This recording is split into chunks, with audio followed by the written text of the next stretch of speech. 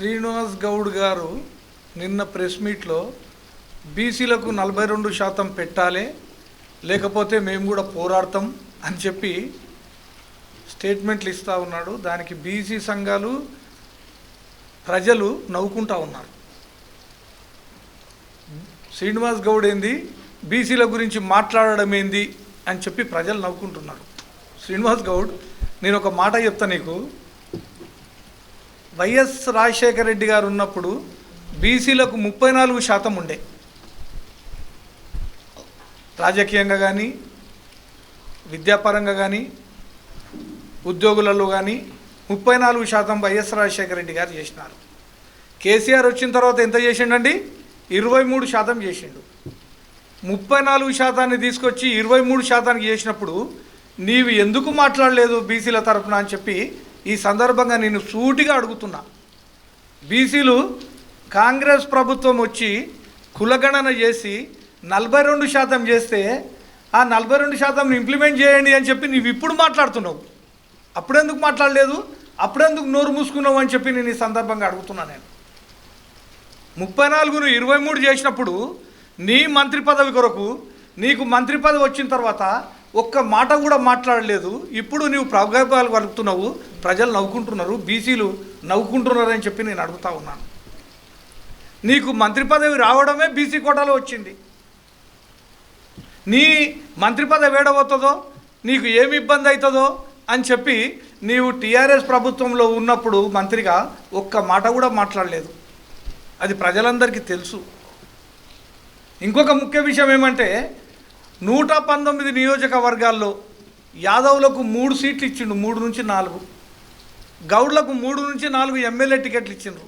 ముదిరాజులకు 0 ఇచ్చిండు. మళ్ళీ నీవు ముదిరాజులకు 0 ఇచ్చినప్పుడు నీవు ఒక్క మాటనన్నా మాట్లాడినావా? మొన్న కులగణన చేసినప్పుడు 24 లక్షల మంది ముదిరాజులు ఉన్నారు బీసీలు అధికారికంగా, 20 లక్షల మంది యాదవులు ఉన్నారు, 16 లక్షల మంది గౌడ్లు ఉన్నారు, 14 లక్షల మంది మున్నూరు కాపులు ఉన్నారు. మళ్ళీ నువ్వు ఒక్కసారన్నా మాట్లాడినావా? 25 లక్షల మంది, 24 లక్షల మంది ముదిరాజులు, 20 లక్షల మంది యాదవులు, 16 లక్షల మంది గౌడ్లు ఉన్నప్పుడు వీళ్ళకు టికెట్లు ఎందుకు ఇస్తలేవు అని చెప్పి నీవు ఒక్క మాటనన్నా మాట్లాడినావా? ఇప్పుడు నీకు జ్ఞాపకం వస్తుందా? బీసీలు అంటే 42% రేవంత్ రెడ్డి గారు కులగణన చేసి అధికారికంగా ఒక లెక్కలు తీసి అధికారికంగా లెక్కలను ప్రకటించి హైదరాబాద్ నుంచి ఢిల్లీకి పోయి ఢిల్లీలో మంత్రులందరినీ నిన్న కలిసి ఈరోజు కూడా మీటింగ్ పెట్టి 42% సాధించుకునే విధంగా 9th షెడ్యూల్లో పార్లమెంట్లో పెట్టి దాన్ని మార్పిచ్చి బీజేపీ ప్రభుత్వం పైన ఒత్తిడి తెచ్చి దీన్ని ఇంప్లిమెంట్ చేయాలని చెప్పేసి మా కాంగ్రెస్ పార్టీ మా నాయకుడు కొట్లాడుతూ ఉంటే నీవు నిన్నొచ్చి నిజంగా ప్రెస్ మీట్ పెట్టడం అనేది నిజంగా ప్రజలు నవ్వుతూ ఉన్నారు. నీవు బీసీలకు ఏం చేసినావని చెప్పి నేను ఈ సందర్భంగా అడుగుతున్నా. బీసీల మీద కేసులు పెట్టిన మాట వాస్తవం కాదా? నీవు నీ 10 సంవత్సరాల రాజకీయ ఎమ్మెల్యేగా ఉంటూ మంత్రిగా ఉంటూ నీవు బీసీల మీదనే కదా కేసులు పెట్టినావు. దాంట్లో నా మీద కూడా డబుల్ బెడ్రూమ్ ఇండ్లు చూసొత్తాము ఎందుకు ఇస్తలేరు అని చెప్తే పోయి చూడడానికి వెళ్తే నా మీద నువ్వు 2 కేసులు పెట్టలేదా? లక్ష్మణ్ యాదవ్ గారి మీద పెట్టలేదా? అంటే సచినపామును ఊగే ఎన్నిసార్లు చంపుతామనేటట్టు పరిస్థితి అయిపోయింది. ఆయన మాత్రం శ్రీనివాస్ గౌడ్ గారు మాత్రం ఎటు పని లేదు, ఏమి తోయక అంతకుముందు అంటే ఆడ ఏదో చేస్తుండే వాళ్ళ పార్టీలో ఆడ ఇప్పుడు అది లేదు పరిస్థితి, ఇది లేదు. ఇప్పుడు మాకేదో కొత్తగా సలహాలు ఇచ్చే ప్రయత్నం చేస్తాను. నీ సలహాలు విని టీఆర్ఎస్ బీఆర్ఎస్ అయింది, ఓటమి పాలైంది. నీ సలహాలు విని కేసీఆర్ కేసులు ఇరికిండు, కేటీఆర్ కేసులు ఇరికిండు, కవిత ఆల్రెడీ జైలుకు పోయి వచ్చింది. ఇంకా ఈ భూమి మీద ఎవ్వరిది సలహాలు వినే పరిస్థితులు లేడు. శ్రీనివాస్ గౌడ్, దయచేసి నీవు ఎంత నిశ్శబ్దంగా ఉంటే నీకు అంత గౌరవం. మాకు తెలుసు మేమేం చేయాలో ప్రజాప్రభుత్వంలో, ప్రజలకు ఏమవసరం, పాలమూరు ప్రజలకు ఏమవసరం, మహబూబ్నగర్ ప్రజలకు ఏమవసరం, ఎవరు బాధలో ఉన్నారు, ఎవరు ఇబ్బందులలో ఉన్నారు, ఎవరు గత 10 ఏళ్ళ బాధితులుగా ఉన్నారు, ఏ బాధితుడికి ఎట్లా న్యాయం చేయాలో మాకు తెలుసు. మేము దశల వారీగా ఒక్కొక్కటిగా చేస్తూ ఉన్నాం. నీ బాధ అంతా ఏంటంటే ఈ ప్రజలు ఈ మహబూబ్నగర్ నియోజకవర్గ ప్రజలు పిల్లలు బడుగు బలహీన వర్గాల వాళ్ళు ఎవరు చదువుకోవద్దు, ఎవరు పై చదువు చదవద్దు, ఎవడు మంచి వ్యాపారాలు చేయొద్దు, ఎవడు అభివృద్ధి కావద్దు.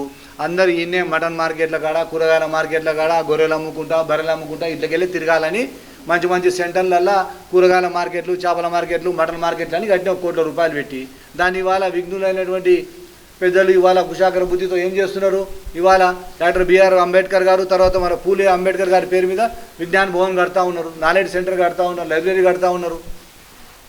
అక్కడనేమో స్కిల్ డెవలప్మెంట్ సెంటర్ పెడతా ఉన్నాం మెట్టుగడ్డలో. ఈ రకంగా మనుషుల జీవితంలోనే మార్పు రావాలంటే విద్య ఒకటే కారణము, విద్య ఒకటే మార్గం. కనుక ప్రజలను విద్యావంతులు చేయాలి, రాబో తరాలను అన్ని రంగాల్లో కూడా మంచిగా చేయాలని విశాలమైనటువంటి దృక్పథంతో ఆలోచన చేసి మహబూబ్నగర్ కానీ ఈ జిల్లాను కానీ రాష్ట్రాన్ని కానీ అభివృద్ధి చేస్తూ ఉంది కాంగ్రెస్ పార్టీ.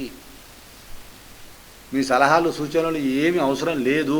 ఇంకో మాట కూడా అన్నాడు, పిలిస్తే నేను కూడా వస్తాను ముఖ్యమంత్రి, అది ఆశపడుతున్నట్టున్నాడు, పిలిస్తే పోదామని. చెప్పాలి కదరా ఆయన అంటున్నాడు ముఖ్యమంత్రి గారు, మీకు ఎవరు సలహాలు ఇస్తున్నారు అని. ఆడ సలహాలు ఇచ్చేటోళ్ళు మస్తుగా ఉన్నారు, అంత వ్యవస్థ మంచిగా ఉంది మా వ్యవస్థ. నీ సలహాలు వినే పాపం పెద్ద మనిషి భ్రష్టు పట్టిండు, మొత్తం వాళ్ళ కొంప వాళ్ళ ఫ్యామిలీ అంతా నాశనం పట్టించినావు. ఇక మళ్ళీ ఇక్కడ వచ్చే ప్రయత్నం చేస్తున్నామేమో. అసలు ఏం అవకాశం ఉండదు నీకు. గనక ఇవన్నీ బంద్ చేసుకొని ఉంటే మహబూబ్నగర్ మంచిగా బాగుపడుతుంది, మంచిగా అవుతుంది. ఇక పాత కలెక్టరేట్ల హోటల్ ఎవరికి ఏరియా అన్నావు, అంత తీస్తే అన్నీ బయటకు వస్తాయి. పాత కలెక్టరేట్ల ఎవరికి ఇచ్చావు బయటకు వచ్చింది ఆల్రెడీ. అది ఎట్లా క్యాన్సల్, అవన్నీ ఎందుకు? ఇక తీస్తే బాగుండదు. ఇంకా తర్వాత అదేంది బైపాస్ రోడ్లో ఒకటి స్పోర్ట్స్ పేరు మీద నీ ట్రస్ట్కు చేసుకున్నావు, అది క్యాన్సల్ చేసుకున్నావు. ఇవన్నీ ఎందుకు? ఇప్పుడు మేము కూడా వ్యక్తిగత ఆరోపణలకు, వ్యక్తిగత దూషణలకు, లేకపోతే వ్యక్తిగతంగా సాధించడానికి నీలాక అటువంటి పని మేము చేస్తలేము. చేసే ఆలోచన మాకు లేదు, మాకు టైం లేదు.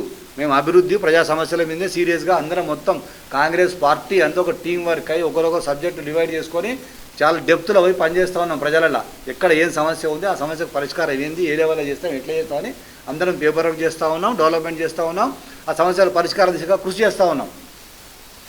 ఇవాళ చెప్తా ఉన్నాడు కక్షలకు పోవద్దు, కార్పొరేట్ పోవద్దు, ఎలక్షన్ అయిపోయింది, అంత అయిపోయింది అంటే ఇక నీవు 10 ఏళ్ళు చేసింది ఏంది ఆయన? ఇప్పుడు వచ్చి అదేదో ఉర్దూలో సామెత ఉంది, 100 ఎలుకలు తిన్న పిల్లి తీర్థయాత్రలు పోయిందంట. సిగ్గుడాలే మాట్లాడడానికి. ఒక్కనొక్కని ఏరేరి ఇళ్ళల్లో పోయి గుసాయించి తప్పుడు కేసులు పెట్టి జైళ్ళల్లో పెట్టి బట్టలు ఇప్పించి కొట్టిపించి పిల్లల్ని అగుడు చేసి కుటుంబాల ఉసురు పోసుకున్నది నీవు. ఇవాళ 18 నెలలు అవుతున్నది మేము వచ్చి ఎవరైనా చేస్తాం అట్లా. ఒక అక్రమ కేసు ఉందా అని మా పీరియడ్ కేసులే లేవు, అక్రమ కేసు దూరం మాట.